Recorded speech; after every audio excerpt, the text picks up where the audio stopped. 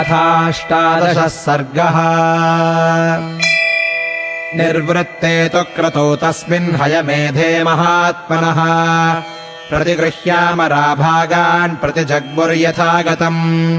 समाप्तदीक्षा नियमः पत्नीगणसमन्वितः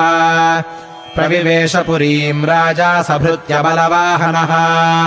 यथार्हम् पूजितास्तेन राज्ञा च पृथिवीश्वराः मुदिताः प्रययुर्देशान् प्रणम्य मुनिपुङ्गवम् श्रीमताम् गच्छताम् तेषाम् स्वगृहाणि पुरात्ततः बलानि राज्ञाम् शुभ्राणि प्रहृष्टानि चकाशिरे गतेषु पृथिवीशेषु राजा दशरथः पुनः प्रविवेशपुरीम् श्रीमान् पुरस्कृत्य द्विजोत्तमान् शान्तया प्रययौ सार्धमृष्यशृङ्गः सुपूजितः अन्वीयमानो राज्ञा च सानुयात्रेण धीमता एवम् विसृज्यतान् सर्वान् राजा सम्पूर्णमानसः उवास सुखितस्तत्र पुत्रोत्पत्तिम् विचिन्तयन् ततो यज्ञे समाप्ते तु ऋतूनाम् षट्समत्ययुः ततश्च 12 मासे चैत्रे नावमिके तिथौ नक्षत्रेदिति दैवत्ये स्वोच्च संस्थेषु 5 ग्रहेषु कर्कटे लग्ने वाक्पताविन्दुना सह प्रोद्यमाने जगन्नाथम् सर्वलोकनमस्कृतम् कौसल्याजनयद्रामम् दिव्यलक्षणसंयुतम् विष्णोरर्धम् महाभागम् पुत्रमैक्ष्वाकुनन्दनम् लोहिताक्षम् महाबाहुम् रक्तोष्ठम् दुन्दुभिस्वनम् कौसल्याशुशुभे तेन पुत्रेणामित तेजसा यथा वरेण देवानामदितिर्वज्रपाणिना भरतो नाम कैकेय्याम् जज्ञे सत्यपराक्रमः साक्षाद्विष्णोश्चतुर्भागः सर्वैः समुदितो गुणैः अथ लक्ष्मणशत्रुघ्नौ सुमित्रा जनयत्सुतौ वीरौ सर्वास्त्रकुशलौ विष्णोरर्धसमन्वितौ पुष्ये जातस्तु भरतो मीनलग्ने प्रसन्नधीः सार्पे जातौ तु सौमित्री कुलीरेऽभ्युदिते रवौ राज्ञः पुत्रा महात्मानश्चत्वारो जज्ञिरे पृथक् गुणवन्तोऽनुरूपाश्च रुच्या प्रोष्ठपदोपमाः जगुःकलम् च गन्धर्वा नृतुश्चाप्सरो गणाः देवदुन्दुभयो नेदुः पुष्पवृष्टिश्च खात्पतत् उत्सवश्च महानासीदयोध्यायाम् जनाकुलः रथ्याश्च जनसम्बाधा नटनर्तनसङ्कुलाः गायनैश्च विराविण्यो वादनैश्च तथा परैः विरजुर्विपुलास्तत्र सर्वरत्नसमन्विताः प्रदेयांश्च ददौ राजा सूतमागधवन्दिनाम् ब्राह्मणेभ्यो ददौ वित्तम् गोधनानि सहस्रशः अतीत्यैकादशाहम् तु नाम कर्म तथा करोत् ज्येष्ठम् रामम् महात्मानम् भरतम् कैकयीसुतम् सौमित्रिम् लक्ष्मणमिति शत्रुघ्नमपरम् तथा वसिष्ठः परमप्रीतो नामानि कुरुते तदा ब्राह्मणान् भोजयामास पौरजानपदानपि अददद्ब्राह्मणानाम् च रत्नौघममलम् बहु तेषाम् जन्मक्रियादीनि सर्वकर्माण्यकारयत् तेषाम् केतुरिव ज्येष्ठो रामो रतिकरः पितुः बभूव भूयो भूतानाम् स्वयम् भूरिव सम्मतः सर्वे वेदविदः शूराः सर्वे लोकहिते रताः सर्वे ज्ञानोपसम्पन्नाः सर्वे समुदिता गुणैः तेषामपि महातेजा रामः सत्यपराक्रमः इष्टः सर्वस्य लोकस्य शशाङ्क इव निर्मलः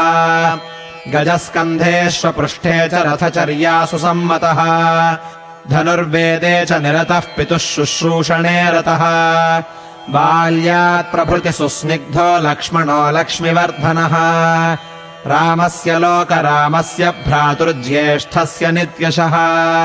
सर्वप्रियकरस्तस्य रामस्यापि शरीरतः लक्ष्मणो लक्ष्मीसम्पन्नो बहिः प्राण इवापरः न च तेन विना निद्राम् लभते पुरुषोत्तमः मृष्टमन्नमुपानीतमश्नाति न हितम् विना यदा हि हयमारूढो मृगयाम् याति राघवः अथैनम् पृष्ठतोऽभ्येति सधनुः परिपालयन् भरतस्यापि शत्रुघ्नो लक्ष्मणावरजो हि सः प्राणैः प्रियतरो नित्यम् तस्य चासीत् तथा प्रियः स चतुर्भिर्महाभागैः पुत्रैर्दशरथः प्रियैः बभूव परमप्रीतो देवैरिव पितामहः ते यदा ज्ञानसम्पन्नाः सर्वे समुदिता गुणैः ह्रीमन्तः कीर्तिमन्तश्च सर्वज्ञा दीर्घदर्शिनः तेषामेवम् प्रभावाणाम् सर्वेषाम् दीप्ततेजसाम् पिता दशरथो हृष्टो ब्रह्मा लोकाधिपो यथा ते चापि मनुजव्याघ्रा वैदिकाध्ययने रताः पितुशुश्रूषणरता धनुर्वेदे च निष्ठिताः अथ राजा दशरथस्तेषाम् दारक्रियाम् प्रति चिन्तयामास धर्मात्मा सोपाध्यायः स बान्धवः तस्य चिन्तयमानस्य मन्त्रिमध्ये महात्मनः अभ्यागच्छन्महातेजा विश्वामित्रो महामुनिः स राज्ञो दर्शनाकाङ्क्षी द्वाराध्यक्षानुवाचः शीघ्रमाख्यातमाम् प्राप्तम् कौशिकम् गाधिनः सुतम् तच्छ्रुत्वा वचनम् तस्य राज्ञो वेश्म प्रदुद्रुवुः सम्भ्रान्तमनसः सर्वे तेन वाक्येन चोदिताः ते गत्वा राजभवनम् विश्वामित्रमृषिम् तदा प्राप्तमावेदयामास नृपायेक्ष्वाकवे तदा तेषाम् तद्वचनम् श्रुत्वा सपुरोधाः समाहितः प्रत्युज्जगाम संहृष्टो ब्रह्माणमिव वासवः स दृष्ट्वा ज्वलितम् दीप्त्या तापसम् संशितव्रतम् प्रहृष्टवदनो राजा ततोऽर्घ्यमुपहारयत् स राज्ञः प्रतिगृह्यार्घ्यम् शास्त्रदृष्टेन कर्मणा कुशलम् चाव्ययम् चैव पर्यपृच्छन्नराधिपम् पुरे कोशे जनपदे बान्धवेषु सुहृत्सु च कुशलम् कौशिको राज्ञः पर्यपृच्छत्सु धार्मिकः अपि ते सन्नताः सर्वे सामन्तरिपवोजिताः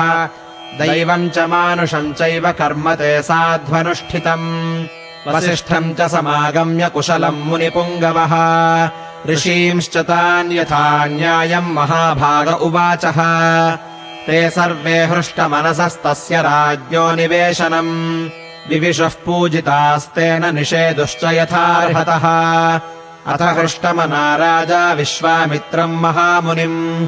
उवाच परमोदारो हृष्टस्तमभिपूजयन् यथामृतस्य सम्प्राप्तिर्यथा वर्षमनूदके यथा सदृशदारेषु पुत्रजन्मा प्रजस्य वै प्रणष्टस्य यथा लाभो यथा हर्षो महोदये तथैवागमनम् मन्ये स्वागतम् ते महामुने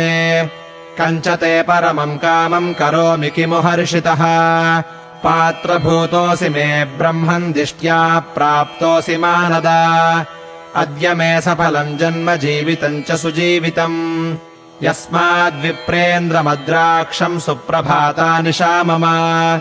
पूर्वम् राजर्षिशब्देन तपसा द्योतितप्रभः ब्रह्मर्षि त्वमनुप्राप्तः पूज्योऽसि बहुधा मया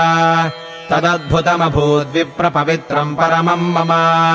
शुभक्षेत्रगतश्चाहम् तव सन्दर्शनात् प्रभो